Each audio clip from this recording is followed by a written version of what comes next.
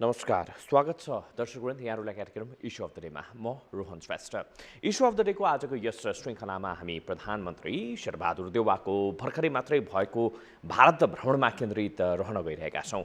भारत भ्रमणको दौरानमा हाम्रा TV journalist Pratap Dulal र त्यस्तै गरेर हाम्रा क्यामेरा पर्सन साथी गोपाल पुङ्गिनी भारत भ्रमणमा रहनुभएको थियो। उहाँहरूले त्यहाँ रहँदा तयार पार्नुभएको विविध रिपोर्टहरू त्यस्तै गरेर त्यहाँ उपस्थित हुनुभएका विभिन्न व्यक्तित्वहरूसँग गर्नुभएका अन्तर्वार्ता लगायतको सामग्री आज हामी प्रस्तुत गर्न गइरहेका छौँ। यसै सिलसिलामा सबैभन्दा पहिला हाम्रा टिभी जर्नलिस्ट प्रताप दुलालले तयार गर्नुभएको अन्तर्वार्ता राष्ट्रिय अध्यक्ष जो हुनुहुन्छ नेपाल भारत सहयोग मञ्चका राष्ट्रिय अध्यक्ष अशोक कुमार वैद्यसँग गर्नुभएको यो एउटा अन्तर्वार्ता यहाँहरूको लागि हामी प्रस्तुत गर्दैछौँ।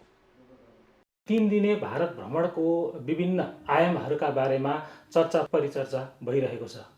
आज हामी पनि यही विषयमा संवाद गर्नेछौँ र यो संवाद गर्नको लागि यति बेला हामीसँग हुनुहुन्छ नेपाल भारत सहयोग मञ्चका राष्ट्रिय अध्यक्ष अशोक कुमार वैद्य। आउनुहोस्, उहाँलाई स्वागत गरौँ। यहाँलाई स्वागत छ कार्यक्रम। नमस्कार। यो भारत भ्रमण दुई देशको सम्बन्धको लागि कतिको हितकारी रहेको यहाँले पाउनुभयो? यो भ्रमणलाई हामीले धेरै सफलताको रूपमा भ्रमणलाई लिएको छौँ। किनभने विगतमा करोना कालले गर्दाखेरि 2 वर्ष 3 वर्षदेखि कुनै पनि भ्रमण भारत नेपालको प्रधानमन्त्री भ्रमण भएको थिएन र नेपाल भारतको सम्बन्धमा एउटा चिसो पनि आएको थियो। यो भ्रमणले गर्दाखेरि त्यो चिसो पनि हटेको जस्तो हामीले महसुस गरेका छौँ। यस्ता खालका भ्रमण नहुँदा नेपाल भारत सम्बन्धको विषयमा यस्ता शीर्ष स्तरमा कुरा नहुँदा कस्ता असर पर्दा रहेछन्? यो पटकमा भ्रमण गर्नुपर्छ, त्यही मैले भनेको नि, त्यो ग्याप धेरै बढेको, त्यसकारण धेरै एजेन्डा पनि पेन्डिङ रह्यो। त्यो पुरा विश्वमा चाहिँ कोरोना कालले गर्दाखेरि चाहिँ आवत जावत कम भएको कारणले भएको थियो र यो भ्रमणमा खास गरेर एउटा चाहिँ राम्रो समझदारी चाहिँ उत्पन्न भएको जस्तो हामीले महसुस गरेका छौँ। यहाँ पनि अब प्रत्यक्ष रूपमा जोडिनु भयो यो भ्रमणमा, यहाँ त्यहाँ कुन विभिन्न मिटिङहरूमा सहभागी पनि हुनुभयो। यहाँले कुन बुदाहरूलाई चाहिँ अलि बढी महत्त्वपूर्ण रहेको पाउनुभयो? अहिलेको भ्रमणमा सबभन्दा राम्रो कुरा त भयो, एउटा सबभन्दा पहिले त जुन जयनगर कुर्सा रेल लाइनको उद्घाटन पनि भयो र यो विद्युत सम्बन्धमा एउटा ब्लू प्रिन्ट तयार भएको छ, एउटा राम्रो पार्ट हो। र रुपीमा व्यापार गर्ने यो पनि एउटा नयाँ कुरा आएको छ, त्यो नेपालको लागि पनि राम्रो छ। र भारतका प्रधानमन्त्रीले भन्नुभयो नेपालको हरेक समयमा हामी एउटा चाहिँ हामी सहयोगको रूपमा हामी जहिले पनि हामी साझा गर्न तयार छौँ भनेर, त्यो हिसाबमा चाहिँ हामीले राम्रो रूपमा लिएको छौँ। र यो जुन रामायण सर्किटका कुराहरू आएका छन्, अब विशेष गरी नेपाल त पर्यटनसँग जोडिएको, पर्यटनबाट आफ्नो वैदेशिक मुद्रा आर्जन गर्ने मुलुक। भारतसँग यो भ्रमणले त्यो पर्यटन बढाउनलाई के कस्ता कामहरू गरे, के पाउनुभयो यहाँले? यस्तो छ नि, यो पटक भ्रमण हुँदाखेरि सम्झौता पनि हुन्छ। रामायण सर्किटको पनि कुरा भएको थियो, बुद्ध सर्किटको पनि कुरा भएको थियो। सामान्य भारतका प्रधानमन्त्री मोदीजीको नेपाल जनकपुर भ्रमण हुँदाखेरि जैन सर्किटको पनि कुरा गर्नुभएको थियो। दुईवटा चाहिँ त्यहाँ चाहिँ जैन तीर्थङ्कर नेमिनाथ मलिनाथको जन्मभूमि पनि जनकपुर आएको छ। त त्यो कुराहरू चाहिँ अलिअलि ठन्डा अवस्थामा चाहिँ गइहाल्छ। त्यसको लागि दुवै सरकारले आपसमा पहल गर्नुपर्छ। हामीले हाम्रो आकाङ्क्षा छ भने हामीले पनि पहल गर्नुपर्छ। अब नेपाल र भारतको संस्कृति एउटै खालको छ, त्यस कारणले हामी धार्मिक पर्यटन पनि हामीले भित्राउन सक्छौँ। त्यसको लागि एउटा मैले पटक सुझाव पनि दिएको छु, दुई देशको एउटा जोइन्ट पर्यटन बोर्ड पनि गठन गर्नुहोस् भनेर। मलाई लाग्छ त्यसमा अलिकति काम अगाडि बढेको छ र त्यसको लागि पटक नेपाल सरकारले पनि त्यसमा पहल गर्नुपर्छ। यो टुरिज्म बढ्दाखेरि के हुन्छ, धेरै व्यापार घाटा पनि कम हुन्छ। तपाईँले ध्यान दिनुभयो होला, त्यहाँ हामीले चाहिँ विदेशी टुरिस्ट जुन आउँछ त्यसमा चाहिँ हामीले टोटलमा हेर्दाखेरि हामीले त्यो झन् विदेशी टुरिस्टमा फाइदा छैन, त्योभन्दा बढी त हाम्रो नेपाली पर्यटकले बाहिर गएर खर्च गर्छन्। नेपालमा चाहिँ भारतीय टुरिज्मले गर्दा बढी फाइदा छ। भारतीय टुरिज्मले कसरी आकर्षित गर्न सकिन्छ, त्यसको लागि नेपाल सरकारले पनि पहल गर्नुपर्छ। भ्रमणका क्रममा भारतीय प्रधानमन्त्री नरेन्द्र मोदीले नेपाललाई बढी भएको ऊर्जा हामी खरिद गर्छौँ भन्नुभएको छ। हिजोको दिनमा पनि यो कुरा भएकै थियो, तर किन्ने क्रममा अब वास्तवमा सहमतिको कुराहरूमा के अप्ठ्याराहरू छन्, यसलाई सहजीकरण चाहिँ कसरी गर्न सकिन्छ? यस्तो छ, यो भारतले बिजुली किन्नको लागि विगत 15-20 वर्ष चाहिँ हामीले पनि हेरिरहेको छौँ। यो पनि एउटा राजनीतिक विषयको कुरा छ। राजनीतिक मत भिन्नताको कारणले त्यो अगाडि बढ्न सक्दैन। त्यसको लागि चाहिँ कुनै पनि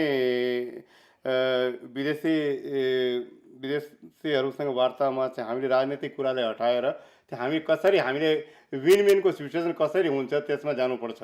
त्यो हिसाबमा हामीले विचार गर्नुपर्छ कि भारत एउटा ठुलो मार्केट छ, त विद्युत हामी यहाँ बेच्न सक्छौँ र विद्युत बेचेर हामीले ठुलो व्यापार घाटा पनि हामी कम गर्न सक्छौँ।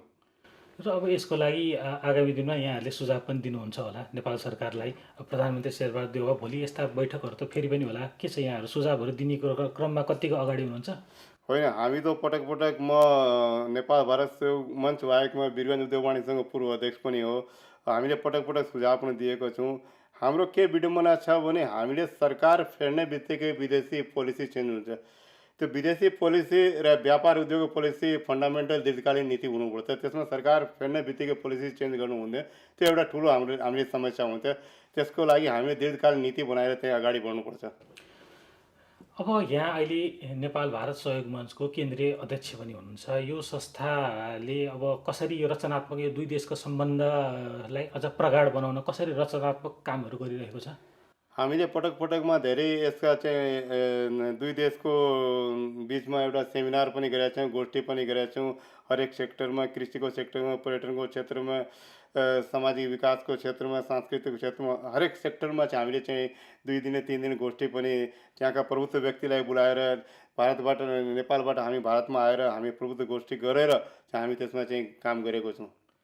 अब यहाँहरूलाई काम गर्दा केही अप्ठ्याराहरू त्यस्ता हुँदा के सरकारबाट के अपेक्षाहरू पनि छ कि? होइन, हामीले त व्यक्तिगत काम गर्न केही अप्ठ्यारा छैन। त हाम्रो के छ, दुई देशको सम्बन्ध चाहिँ मधुरो छ। हाम्रो चाहिँ पुराकालीन सम्बन्ध छ। त्यो सम्बन्ध चाहिँ मजबुत हो। सांस्कृतिक सम्बन्ध छ, भौगोलिक सम्बन्ध छ, सामरिक सम्बन्ध छ। त्यस कारणले हामी चाहन्छौँ कि हाम्रो सम्बन्ध मजबुत हो। नेपाल भारतको सम्बन्ध चाहिँ एउटा छुट्टै खालको सम्बन्ध छ। यहाँहरूको जस्तो संस्थाले यो सम्बन्धलाई अझ प्रगाढ बनाउन काम गरिरहेको छ। अनि हामीले त जहिले पनि यसो नेपाल भारत सम्बन्धको प्रगाढ बनाउन लागि काममा अग्रसर भएको छ। हाम्रो संस्थाले पनि 25 वर्ष भइसकेको छ।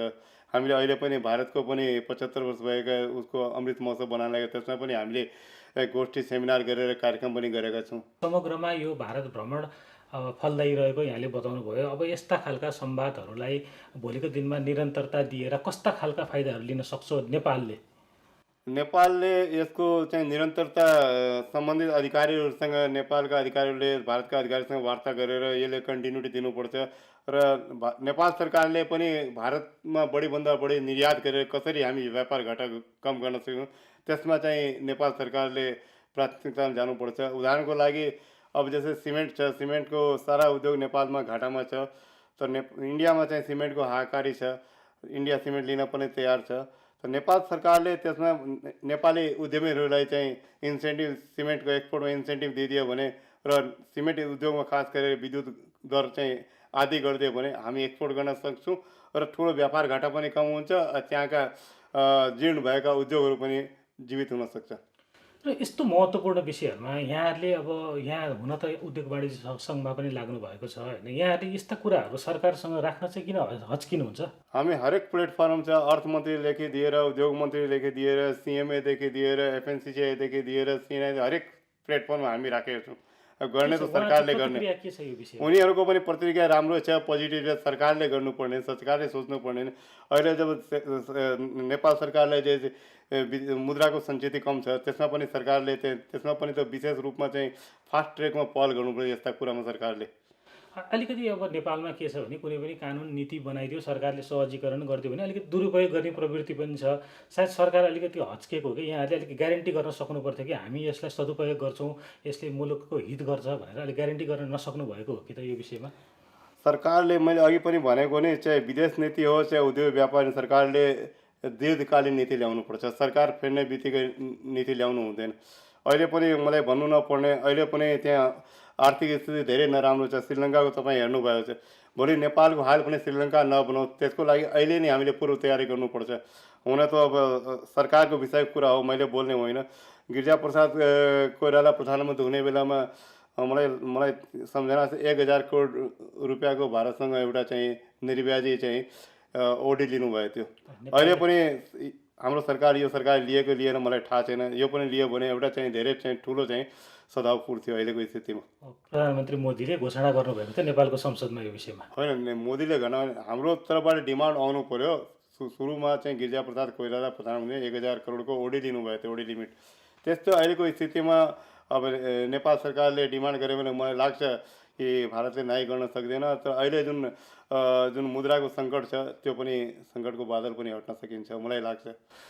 ठिक छ, अब नेपाल भारत सम्बन्धको आगामी दिन यहाँले समग्रमा कस्तो देख्नु भएको छ त?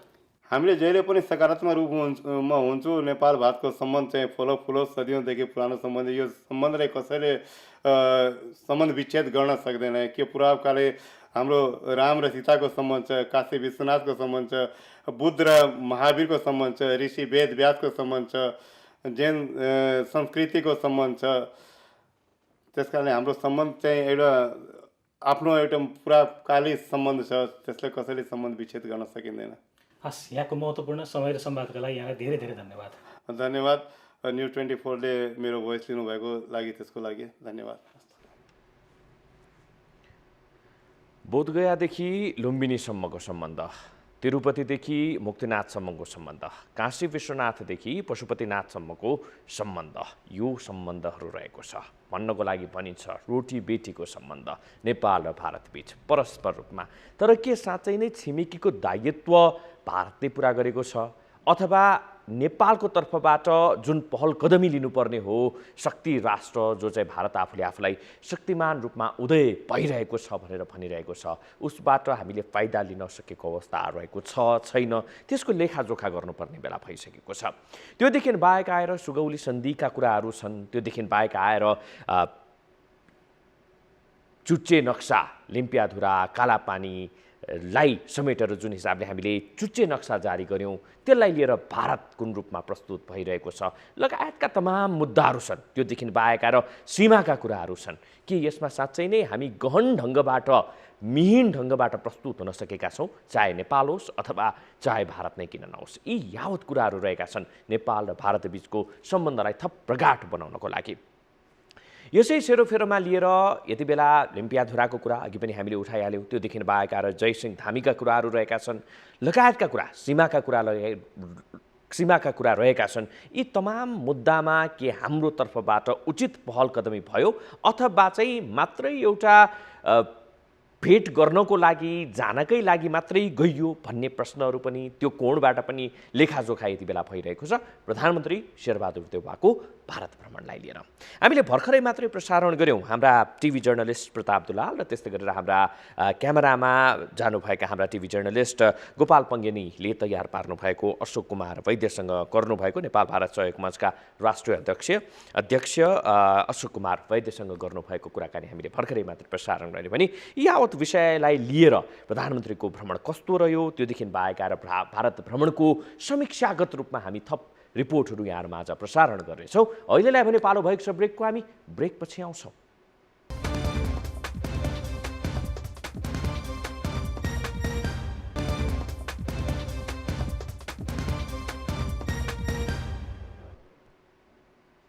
नेपाल र भारत बीचको सम्बन्ध विगत लामो समयदेखिको हो। भनिरहेका छौँ हामीले रोटी बेटीको सम्बन्ध छ, राम र सीताको सम्बन्ध छ, अयोध्या र जनकपुरको सम्बन्ध छ, लगायतका सम्बन्धहरू गाँच्ने चेष्टा पहल कदमी दुवै राष्ट्रहरूबाट विगतमा पनि भएका थिए, अहिले पनि भइरहेका छन्। भन्नको लागि हामीले यो दुई देशबीचको द्वन्द्व सम्बन्ध स्थापित छ भनेर भनिरहँदाखेरि पछिल्लो समय आइसक्दाखेरि थुप्रै मुद्दाहरू भनेदेखि ओझेलमा परेको भान हुन्छ।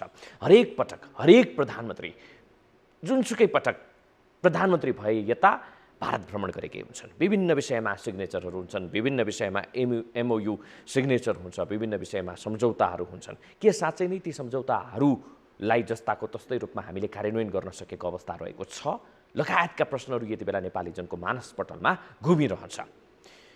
थुप्रै कुरामा हामी भारतमा निर्भर छौँ, त्यो सत्यता हो, तर त्योदेखि बाहेक आएर मूल मुद्दाहरू थुप्रै रहेका छन्। के साँच्चै नै सीमा पार रेल समझदारी गरिसके पश्चात त्यस्तै गरेर पेट्रोलियम पदार्थलाई सहज ढङ्गबाट आपूर्ति गर्न सक्ने सम्मका चाहिँ सम्झौताहरू भइरहँदाखेरि EPGले तयार पारेको त्यो प्रतिवेदन, त्योदेखि बाहेक आएर अघि पनि हामीले भने जस्तै गरेर नेपाल भारत बीचको सीमा विवाद, थुप्रै ठाउँमा रहेका ती सीमा विवादहरू, त्योदेखि बाहेक आएर कालापानी, लिपुलेक र लिम्पियाधुरा समेटिएको त्यो नक्सा, के यो विषयमा नेपालले सही ढङ्गबाट प्रस्तुत हुन सक्यो? यो मानेलाई कोट्याउने हो भने, यो मानेलाई मिहिन ढङ्गबाट विश्लेषण गर्ने हो भने प्रधानमन्त्रीको यो भारत भ्रमण कस्तो रह्यो लगायतका समीक्षात्मक रिपोर्ट हामीले एउटा तयार गरेका छौँ। आउनुहोस् त्यो रिपोर्ट हेरौँ।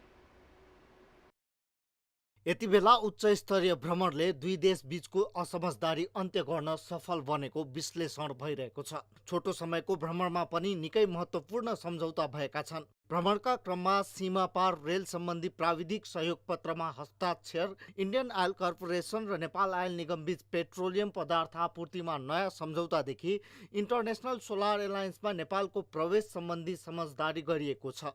तर लामो समयदेखि नेपाल भारत बीच देखिएको सीमा विवादलाई सम्बोधन गर्न प्रधानमन्त्री देउवा चुकेको आरोप छ। 4 वर्षपछि दुईटा मुलुकका सरकार प्रमुखहरूको भेटघाट भइरहेको एउटा अवस्था थियो। त्यस अवस्थामा यसलाई अत्यन्त हामीले हाम्रा जल्दाबल्दा विषयहरू समाधान गर्नेतर्फ गम्भीरतापूर्वक गृहकार्य गरेर गएर त्यस अनुसारको परिणाम ल्याउनेतर्फ लाग्नु पर्थ्यो। त्यो परिणाम त्यस हिसाबले उहाँहरूले गम्भीर विषयहरूमाथि प्रवेशै नगरी सम्पन्न गरेर फर्किँदै हुनुहुन्छ भन्ने हामीलाई लागेको छ। प्रधानमन्त्री देउवाको भ्रमणले दुई देशबीच पछिल्लो समय देखिएको असमझदारी अन्त्य गर्न सहयोग पुर्याएको छ। साथै दुई देशबीचको बढ्दो व्यापार घाटालाई न्यूनीकरण गर्न मद्दत गर्नेछ। भ्रमणका क्रममा गरिएका सीमापार रेलवे सम्झौतादेखि विद्युत आपूर्तिसम्मका सम्झौता निकै महत्त्वपूर्ण रहेका छन्। प्रधानमन्त्रीज्यूहरूको बिचमा वार्ता भयो, त्यसबाट जुन सम्झौताहरू भए, सबभन्दा ठुलो कुरो त यो क्रस बोर्डर रेलवे लाइन, अनि त्यसपछि इनर्जी, सबै त्यो 13 बुँदाको संयुक्त विज्ञप्ति छ। प्रधानमन्त्रीको भ्रमण नेपाल भारत बीचको कूटनीतिक मौनता भङ्ग गर्न सफल बनेको विज्ञको बुझाइ छ। सीमा विवाद आफैमा जटिल विषय रहेकाले भ्रमण गरेकै आधारमा हल नहुने उनीहरूको तर्क छ। तर उच्च स्तरीय भ्रमणले सीमा विवाद हल गर्न मार्ग खोल्ने विज्ञको दाबी छ। कोही पनि दुनियाँमा त्यस्तो हुँदो हो भने त चीन र जापानको बिचमा उहिले समाधान बोर्डरको भइसक्नु पर्थ्यो। भियतनाम र चीनको बिचमा, साउथ चाइना फिलिपिन्सको बिचमा भइसक्नु पर्थ्यो। त्यसरी होइन। त्यसको लागि समय अनुकूल तर वार्ता निरन्तर जारी राख्नुपर्छ, गरिराख्नुपर्छ। उच्च स्तरमा पनि, राजनीतिक स्तरमा, कूटनीतिक स्तरमा र प्राविधिक स्तरमा यो वार्ताले एउटा कन्फिडेन्स डेभलप गर्छ। एकअर्काले आफ्नो तर्कहरूबाट कन्भिन्स गराइन्छ। छोटो समयको भ्रमण मुलुकका लागि दीर्घकालसम्म फाइदा पुग्ने केही सम्झौताहरू भएका छन्। नेपाल भारत बीच विगतमा पनि यस्ता भ्रमणका क्रममा थुप्रै सम्झौता हुने गरेका थिए। सम्झौता कार्यान्वयन पक्ष भने फित्तलो छ। त्यसैले यो पटकको उच्च स्तरीय भ्रमणमा गरिएका समझदारी कार्यान्वयनमा दुवैतर्फको पहलकदमी जरुरी छ। न्युज 24 टेलिभिजनका लागि क्यामेरामा प्रभात थापाका साथमा सरोज बस्यालको रिपोर्ट। पक्कै पनि दर्शकहरू, संवादहरू थुप्रै भए, पहल कदमीहरू थुप्रै भए, सिग्नेचरहरू थुप्रै भए, सम्झौताहरू थुप्रै भए। कि ती साँच्चै नै ती सम्झौताहरू नेपाल र भारतबीच अझ भन्दाखेरि कूटनीतिक भाषामा सम्बन्ध सुधारका आयामहरू भनेर जसरी भारी भरकम शब्दहरू हाम्रा नेताहरूले, हाम्रा मन्त्रीहरूले फाल्ने गर्छन्, के साँच्चै नै त्यो कार्यान्वयन भएको छ त भन्ने एउटा मेजर प्रश्नको रूपमा चाहिँ अगाडि आएको छ। सीमा गएर हेर्न गयो भनेदेखि धेरै हदसम्म थिचोमिचो आम त्यहाँका सर्वसाधारणहरूले, आम नेपाली नागरिकले सहेकै अवस्था रहेको छ। के साँच्चै नै भारतको तर्फबाट त्यो पहल कदमी, त्यो सम्बन्ध रिन्यू गर्ने प्रयासहरू भएको छ लगायतका प्रश्नहरू यति बेला आम नेपाली जनमानसले सोधिरहेका छन्। यद्यपि यति बेला प्रधानमन्त्री शेरबहादुर देउवाको भारत भ्रमण भइसकेको छ। त्यहाँ थुप्रै विषयमा सिग्नेचर पनि भएको छ, सम्झौताहरू पनि भएको छ। अब त्यो कार्यान्वयन हुन्छ कि हुँदैन त्यो पनि हेर्न बाँकी छ। त्योदेखि बाहेक आएर जुन हिसाबले नेपाल प्रस्तुत भएको अवस्था रहेको छ, जुन हिसाबले हामीले तत्कालै यो भ्रमणलाई तय गरेर हामी गएका छौँ, एउटा चाहिँ राजनीतिक कूटनीतिक भ्रमण भनेर चाहिँ भनिएको अवस्था रहेको छ, त्यसको लागि के हामीले साँच्चै नै तयारी अवस्थामा यो भ्रमण गरेका छौँ त? किनभनेदेखि सोमबार दुवै पक्षबाट चाहिँ विज्ञप्ति सार्वजनिक भए। नेपालका प्रधानमन्त्री त्यस्तै गरेर शेरबहादुर देउवालाई निमन्त्रणा गरिएको छ, हामी भारत जाँदैछौँ भन्ने किसिमका चाहिँ कुराहरू सार्वजनिक भए।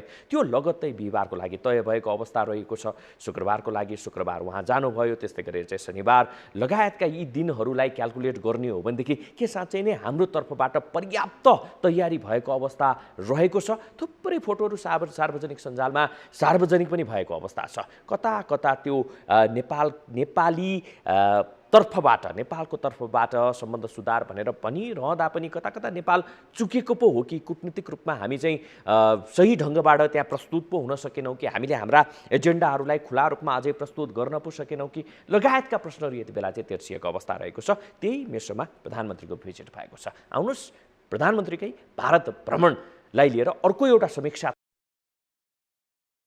रिपोर्ट यहाँहरूमाझ हामी राख्दैछौँ। आउनुहोस् सो रिपोर्ट हेरौँ। प्रधानमन्त्री शेरबहादुर देउवाको 3 दिने भारत भ्रमण पूरा भएको छ। उनले प्रधानमन्त्री बनेको 8 महिनापछि भारतको औपचारिक भ्रमण गरेका हुन्। ठूलो अपेक्षा तर फितलो तयारी साथ दिल्ली झरेका देउवाको भ्रमणको उपलब्धिको चर्चा परिचर्चा चल्नु स्वाभाविक छ। तर जुन उद्देश्यले भ्रमण भएको हो यसले मुलुकलाई कस्तो फाइदा देला त्यो पछि थाहा होला। तर देउवालाई काम देखाउन भने सफल हुने देखिएको छ। भारतमा ओर्लने बित्तिकै राज्यमन्त्रीबाट स्वागत पाएका देउवाले पहिलो दिनलाई राजनीतिक भेटघाटमा सीमित गरे। त्यस भेटबाट भारतीय जनता पार्टीसँगको सम्बन्धलाई नयाँ सिराबाट सुरुवात गर्ने काम भयो। प्रोटोकल मिचेको आरोप लागे पनि देउवाले चुनावको मुखैमा यस भ्रमणलाई उपयोग गर्न सके। दोस्रो दिन भारतीय प्रधानमन्त्री नरेन्द्र मोदीसँग भेटेर केही सम्झौता हुनेदेखि सीमा विवाद उप्काए, जसले उनलाई चुनावमा चुच्चे नक्साप्रति प्रतिबद्ध रहेको देखाउन सहयोग सिद्ध हुने देखिन्छ। तेस्रो दिन बनारस भ्रमण भारतमा चर्चित बनिरहेको योगी आदित्यनाथसँगको भेटले पनि उनको यो भ्रमणलाई अर्थपूर्ण बनायो। भारतीय प्रधानमन्त्रीसँगको संवादले मुलुकलाई कस्तो फाइदा होला भन्ने अन्यल भए पनि देउवालाई यो भ्रमण फलिफाप हुने नै देखिन्छ। वैशाख 30 को स्थानीय निर्वाचनमा काङ्ग्रेसलाई प्रभावशाली जित दिलाउने जिम्मेवारी बोकेका देउवाका लागि यो भ्रमण रणनीतिक रूपमा समेत सकारात्मक रह्यो। तर बढ्दो व्यापार घाटा, इपिजी प्रतिवेदन, सीमा विवादको जटिलता जस्ता विषयलाई यो भ्रमण सहयोगी सिद्ध हुन सकेन। पोखरा र भैरहवाको अन्तर्राष्ट्रिय विमानस्थल तयार भइसक्दा समेत हवाई रुट लिने विषयमा सहमति हुन नसक्नु देउवाको कमजोरीको रूपमै दरिएको छ। हुन त नेपाल भारत सम्बन्ध चिसिएको समयमा एकैपटक समाधान हुन्छ भनेर सोच्नु बढी हुन्छ।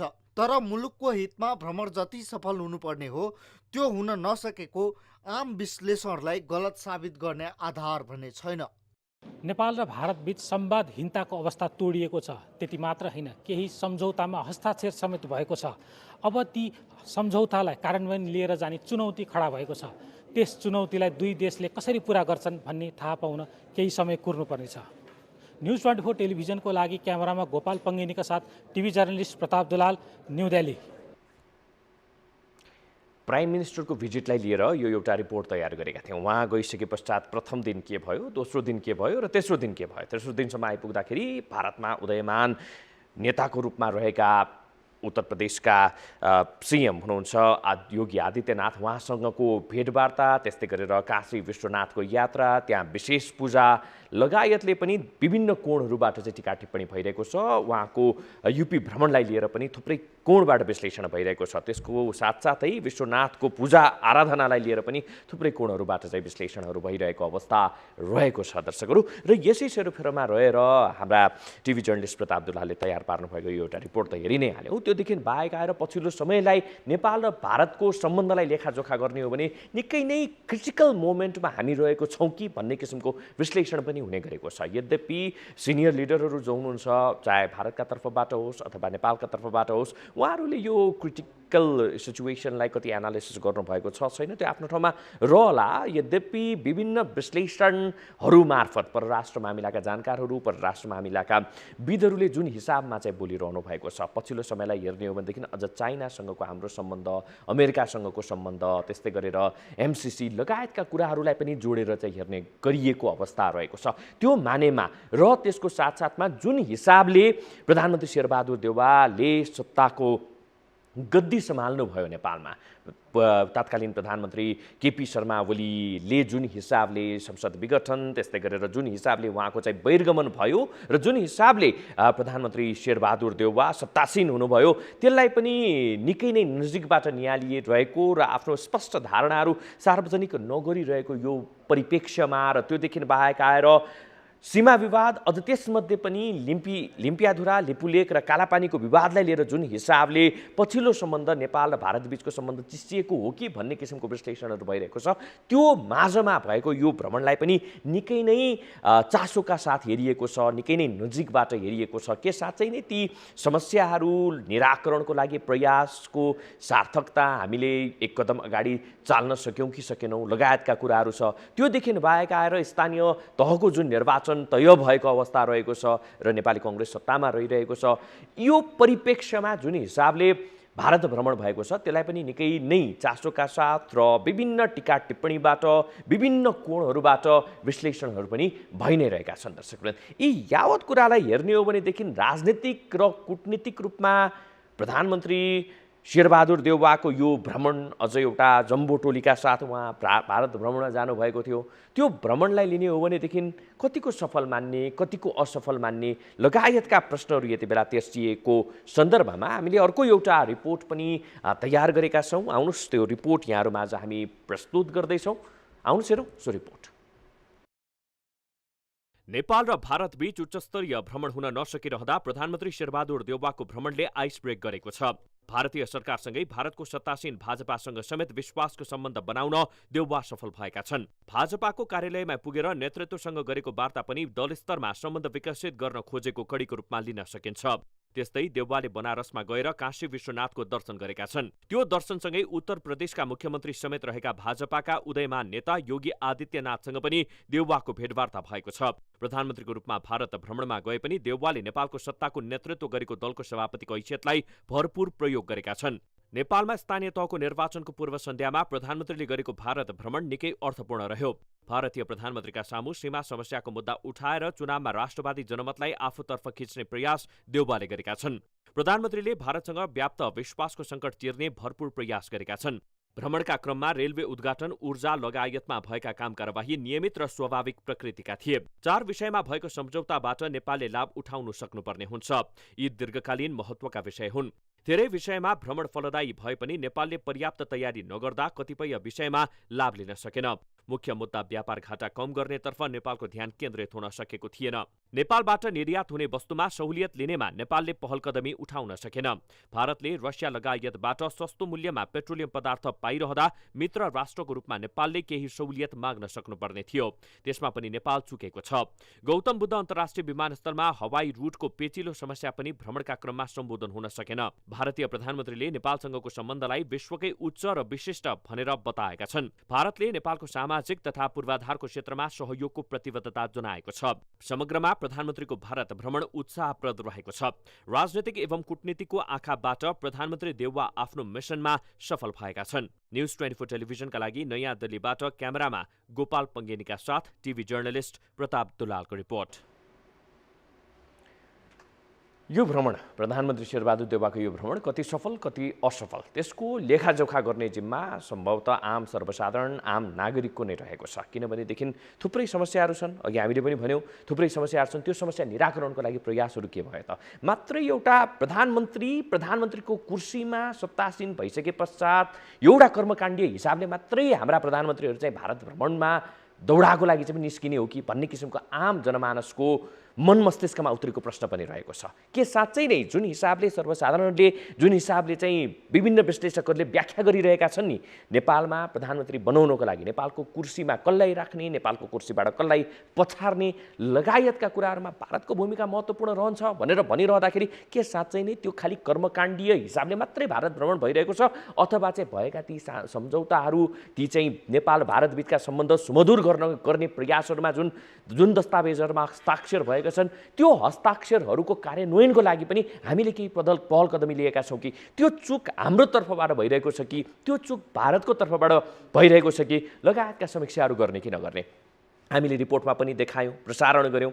इपिजी प्रतिवेदनका कुराहरू छन्, नक्साका कुराहरू छन्, सीमाका कुराहरू छन्, लगायतका मेजर मुद्दाहरू पनि छन् कि ती मुद्दाहरूमा हामीले बोल्न सक्यौँ अथवा भारतले हामीलाई कन्भिन्स गर्न सक्यो लगायतका प्रश्नहरू बटुलेर प्रधानमन्त्रीको भारत भ्रमण सकिएको छ। आशा गरौँ यो भ्रमण प्रधानमन्त्री शेरबहादुर देउवाको भ्रमण प्रधानमन्त्री शेरबहादुर देउवाको यो भ्रमण कर्मकाण्डी मात्रै नबनोस् हामी अपेक्षा त्यही गर्छौँ। यो जति पनि सम्झौताहरू भएका छन्, जति पनि हस्ताक्षरहरू भएका छन् त्यसको पहल कदमीको लागि त्यसको कार्यान्वयनको लागि चाहिँ दत्तचित्त भएर दुईटै मुलुक समान हैसियतमा न ठुलो न सानो न बडा भाइ न छोटा भाइ यो कुराहरूलाई त्यागेर समान ढङ्गबाट समान हैसियतबाट अगाडि बढोस्। हाम्रो आशा अपेक्षा समग्र नेपाली जनताको आशा अपेक्षा त्यति नै रहेको छ। दर्शकवृन्द, आजको इस्यु अफ द डेमा हामीले प्रधानमन्त्रीको भारत भ्रमणलाई मा केन्द्रित रहेर विभिन्न समीक्षात्मक रिपोर्टहरू पनि यहाँहरूमा आज प्रसारण गर्यो भनेदेखि त्योदेखि बाहेक आएर हाम्रा टिभी जर्नलिस्टहरू प्रताप दुलाल र त्यस्तै गरेर गोपाल पङ्गेनीले नेपाल भारत सहयोग मञ्चका राष्ट्रिय अध्यक्ष अशोक कुमार वैद्यसँग गर्नुभएको कुराकानी पनि यहाँहरूमा आज प्रसारण गरेका थियौँ। यहाँहरूलाई पनि धेरै धेरै धन्यवाद हामीलाई साथ दिनुभएकोमा। हेर्दै रहनुहोला न्युज 24 टेलिभिजन। नमस्कार।